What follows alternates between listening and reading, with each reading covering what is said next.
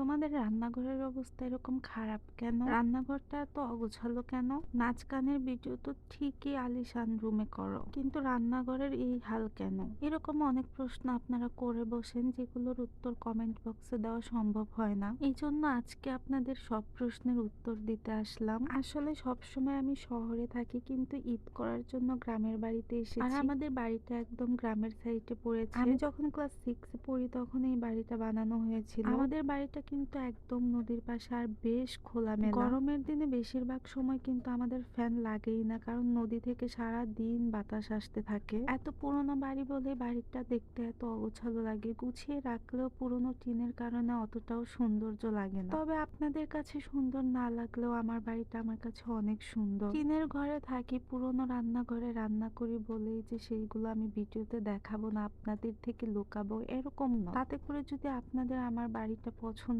না হয় বা আমার রান্নাঘরটা পছন্দ না হয়, অবশ্যই আমার ভিডিও দেখা বন্ধ করে দিবেন। এতে আমার কোনো আফসোস থাকবে না, কারণ আমার বাড়ি নিয়ে আমি অনেক সন্তুষ্ট। যার যার বাড়ি তার তার কাছে অবশ্যই রাজপ্রাসাদের মতো, সেটা কুড়ে ঘড়ি হোক আর মাটির ঘরই হোক। তেমনি আমার ভাঙ্গা টিনের ঘরটাও আমার কাছে রাজপ্রাসাদের মতো। অনেকেই আমার টিনের ঘর, টিনের রান্নাঘর থেকে অনেক ধরনের কমেন্ট করে, কিন্তু তাতে আমার কিছু যায় আসে না। সবারই যে ইটের দালান থাকতে হবে এমন তো নয়, যার যেরকম সামর্থ্য সে সেখানেই থাকবে। আমার যেহেতু টিনের ঘরে থাকার সামর্থ্য, এই জন্য আমি টিনের ঘরেই থাকি। এটা নিয়ে লজ্জা পাওয়ারও কিছু নেই, আর হেয় করে কমেন্ট করারও কিছু নেই। যাই হোক, বাড়ি নিয়ে অনেক কথাই বললাম, এখন একটা কাজের কথায় আসি। আজকে আপনাদেরকে হাসিনা বুবুর মতো ইফতার বানানোর একটা রেসিপি দিব, যে রেসিপি দেখে আপনারা বেসন ছাড়াই আলুর চপ, বেগুনের চপ, সব চপই বানাতে পারবেন। যেহেতু আজকে ইফতার বানানোর দায়িত্ব আমার কাঁধে ছিল, সেহেতু রান্নাঘরে টপাটপ চলে আসলাম। আর এসে বেগুন আর আলুগুলো কেটে নিলাম,